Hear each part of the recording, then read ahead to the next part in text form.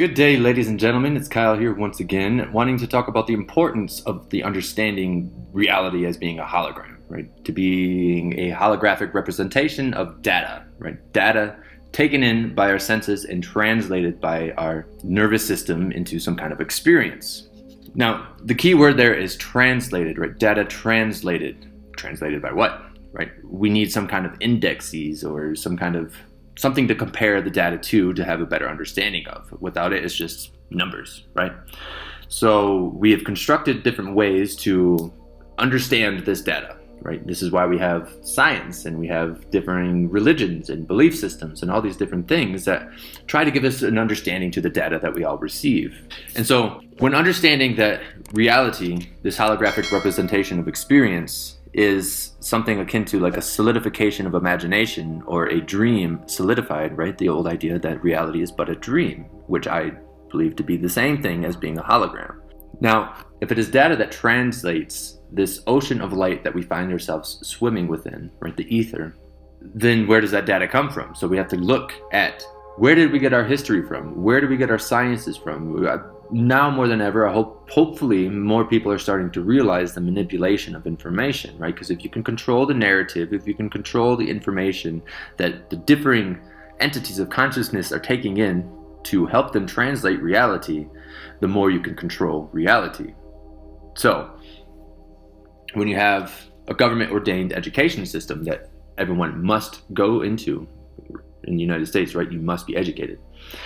You must go to school or be homeschooled, have some kind of education, right? Some form of education, which of course makes sense, right? Knowledge is one of the biggest things that we're here for, is to learn and understand through experience. The light manifesting this holographic reality of experience to experience, right? It wants to experience itself. So education is paramount. It is important. But when you have government, right? Govern, obvious, to govern, meant, Latin, mente, mind, to govern the mind. If you have a government-ordained education system, we are only being educated within the realms that they deem worthy, right? That seem important to them for their own schemes or endeavors, whatever it is that they're trying to do. And this is a very big topic to go into every precise thing, like the creation of countries, and capitalism, all these isms, all these things. Right? I want to keep it simple though. I don't want to get too complex. So the basic understanding is that it is data that molds reality into some kind of solidified experience. And if certain entities control this information vis-a-vis our world today, not only just education, but of course media, right? The news, back in the 90s, the news is where you got your understanding of reality outside of education, right? What's going on in the world? Well, watch the news. And so you're being fed a story that molds reality into a specific way of being, right? It is now a representation because you have so many people watching the news, right? People, the individualized aspects of consciousness that are all translating light into some kind of form. If they are believing the same thing, the same form will take shape, right? Is this making sense, right? The idea of collective consciousness and that it's all molded by beliefs and data.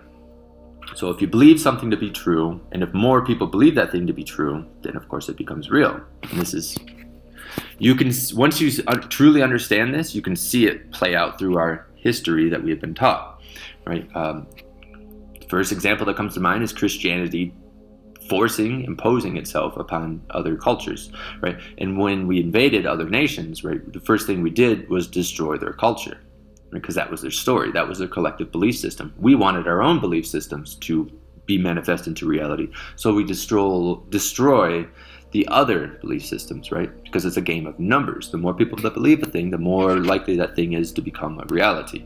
And just as another example for you guys to ponder and like look into is the observer effect within quantum mechanics, right? Quantum mechanics, everything's just balls of energy, light, and it only becomes it only comes into being when it's observed by some kind of consciousness, right? And what do you think molds that observation? The beliefs of that consciousness, its understanding. This is why science always finds what it's looking for. We always find something. We're always trying to find the smallest particle, but we always find something because we always have a story attached to it. And because we're seeking something, we will find something, inevitably, because it's the solidification of imagination. If you imagine it, and if you believe in it, and you search enough, and you have enough people believing it, it becomes manifest. It becomes a reality.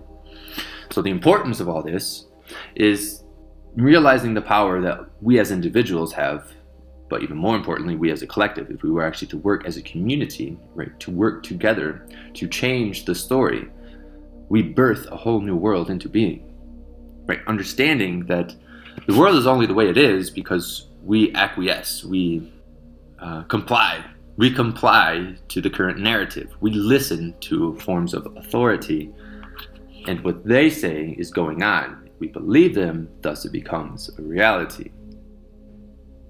Does it make sense? So, as we come to understand the importance of it being a hologram controlled by beliefs and data, we can see data that's not beneficial for the collective as a whole and start seeking and working together to come to a new story that is beneficial for everybody, right? We have the story of limited resources. Some say otherwise, right? Why does it have to be limited? And this goes into a whole nother complex thing because, yeah, it's a lot to try to take in, but I want to keep it simple. And as I go on into new videos, hopefully going into differing niches of the same idea, because I think this is the most important idea we as a species need to understand if we want to better the world, right? It's not going to happen through protests or any of these things. It only happens through a collective change of belief. Do you wish to choose the current narratives that are transpiring within the world? Or do we wish for something more beneficial for everybody? Do we need war? Is war really all that beneficial? Do we need to compete? And this goes into, I'll go into another video about the social organism, seeing humanity as a social organism amongst the planet. And that when you have, just like if your liver competes with your lungs, you're going to have issues. If you have even the cells within that one liver competing, you're going to have issues. You're going to have cancers. You're going to have dis-ease.